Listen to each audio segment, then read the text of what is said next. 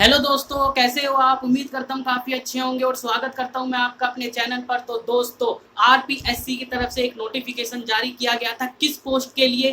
Grade 2 senior teacher post के लिए। तो इसमें क्या क्वालिफिकेशन मांगा गया है आपसे, नोटिफिकेशन में क्या क्या क्वालिफिकेशन आपके पास होनी चाहिए इस फॉर्म को अप्लाई करने के लिए, बात क्लियर हो गई। तो इन सभी पर मैं डिटेल से बातें करने वाला हूँ। एज लिमिट क्या होनी चाहिए और जो सबसे ज़्यादा डाउट है स्टूडेंट के मन में, वो भी मैं इस वीडियो में कवर करने वाला हूँ। तो दोस्तों, वीडियो को करते हैं स्टार्ट। तो सबसे पहले बात करते हैं डाउट की। देखिए, अदर स्टेट के फॉर्म फिल कर सकते हैं या नहीं, यानी जो भी मैंने थंबनेल पर मेंशन किया है वो सभी डाउट मैं आपके इस वीडियो में क्लियर कर दूंगा। बस आप वीडियो को देखते रहिए। देखिए, अदर स्टेट के फॉर्म फिल कर सकते हैं जी, अदर स्टेट के फॉर्म फिल कर सकते हैं, कोई दिक्कत परेशानी की बात नहीं है। लेकिन कंडीशन है, कंडीशन ये है कि आपको जनरल कैटेगरी में काउंट किया जाएगा। अदर स्टेट के जो भी स्टूडेंट हैं, वो चाहे एससी कैटेगरी से हो, एसटी कैटेगरी से हो, उनको जनरल कैटेगरी में काउंट किया जाएगा, ये कंडीशन है। लेकिन अदर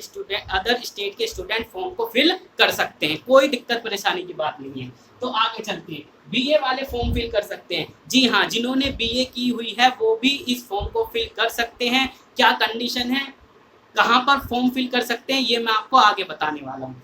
देखिए, अब बीएड फाइनल ईयर के स्टूडेंट, देखिए एक डाउट ये है कि जो बीएड स्टूडेंट कर रहे हैं वो फाइनल में है, यानी अपेयरिंग वाले जो स्टूडेंट हैं वो इस फॉर्म को फिल कर सकते हैं या नहीं।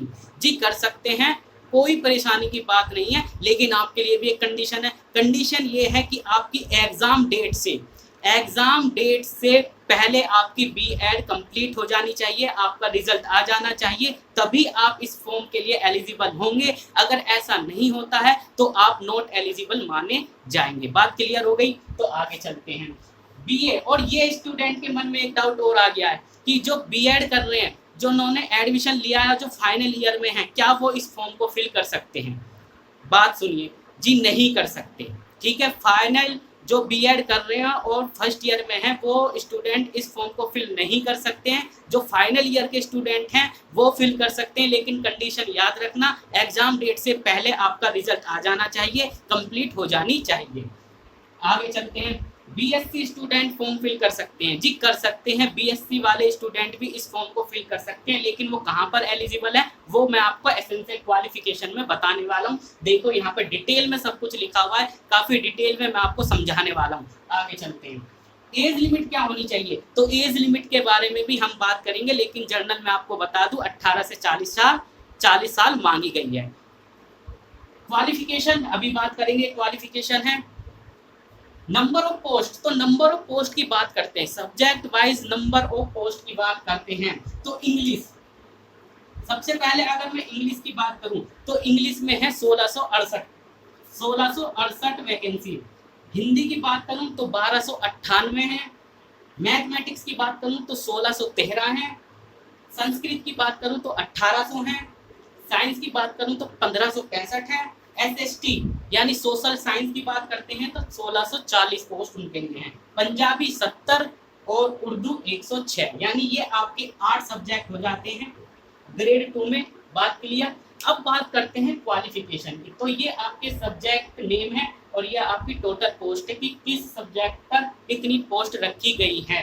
बात क्लियर। अब क्वालिफिकेशन, एसेंशियल क्वालिफिकेशन क्या मांगी है इस फॉर्म को फिल करने के लिए। देखिए, एसेंशियल क्वालिफिकेशन में सबसे पहली बात कि आप ग्रेजुएट होने चाहिए। आप ग्रेजुएट होने चाहिए, प्लस आपने बीएड की होनी चाहिए, यानी ग्रेजुएशन और बीएड आपके पास होना चाहिए। बात क्लियर। अब देखो, क्वालिफिकेशन की अगर मैं बात करता हूँ तो for Hindi, English, mathematics, Urdu and Punjabi आपने ग्रेजुएशन किया है। आपने ग्रेजुएशन किया है, कहने का मतलब ये है कि आपने ग्रेजुएशन किया है। इनमें से अगर आपके पास एक भी सब्जेक्ट है तो आप फॉर्म फिल कर सकते हो। कहने का मतलब ये कि अगर मान के चले कि मैंने ग्रेजुएशन की है, मेरे पास ज्योग्राफी है, इकोनॉमिक्स है, ज्योग्राफी है, इकोनॉमिक्स है, और एक सब्जेक्ट मेरे पास हिंदी हो सकता है या इंग्लिश हो सकता है या मैथमेटिक्स हो सकता है या उर्दू हो सकता है या पंजाबी हो सकता है। अगर एक सब्जेक्ट मेरे पास है, क्योंकि उसमें लिखा हुआ है ऑप्शनल सब्जेक्ट, तो बात क्लियर, एक सब्जेक्ट मेरे पास है तो मैं फॉर्म फिल कर सकता हूँ। अगर मेरे पास हिंदी है तो मैं हिंदी में फॉर्म फिल कर सकता हूँ, इंग्लिश है मेरे पास तो मैं इंग्लिश में फॉर्म फिल कर सकता हूँ, मैथमेटिक्स है तो मैथमेटिक्स में फॉर्म फिल कर सकता हूँ। एक से ज़्यादा सब्जेक्ट है तो कोई दिक्कत परेशानी की बात नहीं है, आप दोनों के लिए एलिजिबल होंगे। बात क्लियर, तो आगे चलते हैं। तो कम जो एसेंशियल है वो क्या है, ग्रेजुएशन आपके पास होनी चाहिए कंप्लीट, और बीएड भी, और बीएड फाइनल ईयर वाले जो स्टूडेंट है, अपेयरिंग वाले स्टूडेंट, वो भी इस फॉर्म को फिल कर सकते हैं। बात क्लियर, आगे चलते हैं। तो ऑप्शनल सब्जेक्ट आपको समझ में आ गया ना, कहने का मतलब मैंने डिटेल में आपको बताया है कि किस तरीके से आप क्वालिफिकेशन रखी गई है इस नोटिफिकेशन में। तो फॉर साइंस, साइंस के जो स्टूडेंट हैं, साइंस के स्टूडेंट यानी आप ग्रेजुएट होने चाहिए और आपके पास बीएड भी होनी चाहिए। बात क्लियर, बीएड भी आपने किया हुआ होना चाहिए। और जो ग्रेजुएशन होती है साइंस में उसमें क्या बोला जाता है, यानी बीएससी वाले स्टूडेंट जिन्होंने बीएससी किया हुआ है। और बीएससी किस सब्जेक्ट में, physics, chemistry, botany, microbiology, biotechnology और बायोकेमिस्ट्री। अगर आपने बीएससी किया हुआ है, ठीक है, और आपके पास इन सब्जेक्ट में से कम दो सब्जेक्ट होने चाहिए, तभी आप एलिजिबल माने जाएंगे। मान के चलो मैंने बीएससी किया है, मेरे पास फिजिक्स है और एक बायोकेमिस्ट्री है, तो मैं फॉर्म फिल कर सकता हूँ। मेरे पास बॉटनी है और एक बायोटेक्नोलॉजी है, तो मैं फॉर्म फिल कर सकता हूँ। ठीक है, अगर आपके पास एक सब्जेक्ट है तो आप फॉर्म फिल नहीं कर सकते। इसमें से एक भी सब्जेक्ट अगर आपके पास नहीं है तो आप फॉर्म फिल नहीं कर सकते। लेकिन अगर 2 से ज़्यादा है, 3 है, तो आप फॉर्म फिल कर सकते हो, कोई दिक्कत परेशानी की बात नहीं है। मिनिमम 2 सब्जेक्ट आपके होने चाहिए बीएससी में, आपका बीएससी यानी ग्रेजुएट होने चाहिए और आपके पास बीएड होनी चाहिए।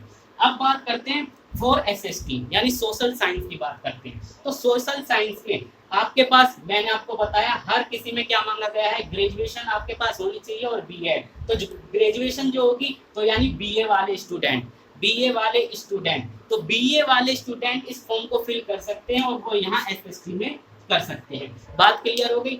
अगर आपने बीए किया हुआ है, ग्रेजुएशन की हुई है और आपके पास कम से कम 2 सब्जेक्ट जो यहाँ पर लिखे हुए हैं आपके पास, तो आप फॉर्म फिल कर सकते हैं। मानो मैंने ग्रेजुएशन की है, साइंस और सोशोलॉजी मेरे पास है, तो मैं फॉर्म फिल कर सकता हूँ। ठीक है, तो ये क्या क्या लिखे हुए हैं, पॉलिटिकल साइंस, सोशोलॉजी और पब्लिक एडमिनिस्ट्रेशन और फिलोसफी। तो ये सब्जेक्ट दिए गए हैं, इनमें से कम 2 सब्जेक्ट आपके पास होने चाहिए, आप एलिजिबल हो जाएंगे। किस पोस्ट के लिए, एसएसटी के लिए। बात क्लियर हो गई। तो ओनली 2, और ग्रेजुएशन और बीएड मैं आपको बता के चल रहा हूँ बार बार। अब एज लिमिट की बात करते हैं। तो मिनिमम एज जो आपकी होनी चाहिए वो 18 साल होनी चाहिए, मैक्सिमम आपकी 40 साल हो सकती है जनरल कैटेगरी वालों स्टूडेंट के लिए। बात क्लियर। अब आगे चलते हैं। SC, ST, OBC, MBC, EWS, ठीक है, इनको एज रिलैक्सेशन दिया जाता है। तो इस एग्जाम में भी एज रिलैक्सेशन आपको मिलेगा, लेकिन कितने वर्ष का मिलेगा, 5 वर्ष का। मतलब आप इन कैटेगरी से बिलोंग करते हैं तो आप 45 वर्ष तक फॉर्म फिल कर सकते हो, 45 वर्ष की उम्र तक फॉर्म फिल कर सकते हो। अब यही कैटेगरी, इन्हीं कैटेगरी की, ये जो मैंने कैटेगरी रखी है, ये 45 वर्ष जो लिखे गए हैं, ये मेल कैंडिडेट के लिए है। किस कैंडिडेट के लिए, मेल कैंडिडेट के लिए। यही कैटेगरी अगर उसमें फीमेल आ जाती हैं तो उनको 10 वर्ष की छूट दी गई है। 10 वर्ष मतलब 50 वर्ष तक वो अपनी इस फॉर्म को फिल कर सकते हैं, यानी 50 वर्ष की उम्र तक वो अपने इस फॉर्म को फिल कर सकते हैं। बात क्लियर। अब जनरल कैटेगरी की जो फीमेल आ जाती हैं, जनरल कैटेगरी में जो फीमेल आ जाती हैं उनको भी 5 वर्ष तक छूट दी गई है, यानी वो 45 वर्ष तक अपना 45 वर्ष की उम्र तक इस फॉर्म को फिल कर सकती हैं। ठीक है, अब बात करते हैं रजिस्ट्रेशन की। तो ये जो फॉर्म है, इतनी कहानी जो मैंने आपकी सुनाई है, जो मैंने आपको जानकारी दी है, ये फॉर्म कब से फिल करना स्टार्ट हो रहे हैं। तो सबसे पहले बात करते हैं रजिस्ट्रेशन। तो रजिस्ट्रेशन आप करा सकते हैं 11 तारीख से आपके रजिस्ट्रेशन स्टार्ट हो जाएंगे, 11/4/2022 से, और जो लास्ट डेट है वो है 10/5/2022 तक, यानी पूरा 1 मंथ आपको दिया है इस फॉर्म फिल करने के लिए। बात क्लियर? उम्मीद करता हूँ मैंने काफ़ी अच्छी तरीके से आपको समझाया है और आप समझ भी गए होंगे। फिर भी अगर कोई डाउट रह जाता है तो आप कमेंट बॉक्स में कमेंट कर सकते हैं। अब इसके बाद मैं एक वीडियो और लेके आने वाला हूँ, काफ़ी डिटेल से मैं उसमें आपको बताऊंगा कि सिलेक्शन प्रोसेस, एग्जाम पैटर्न क्या होने वाला है, किस सब्जेक्ट से कितने क्वेश्चन आपसे पूछे जाने वाले हैं, ये मैं आपको अगली वीडियो में बताने वाला हूँ। तो वीडियो अगर आपको पसंद आई हो तो वीडियो को लाइक कीजिए, अगर चैनल पर पहली बार आए हो तो चैनल को सब्सक्राइब कीजिए। मिलते हैं नेक्स्ट वीडियो में।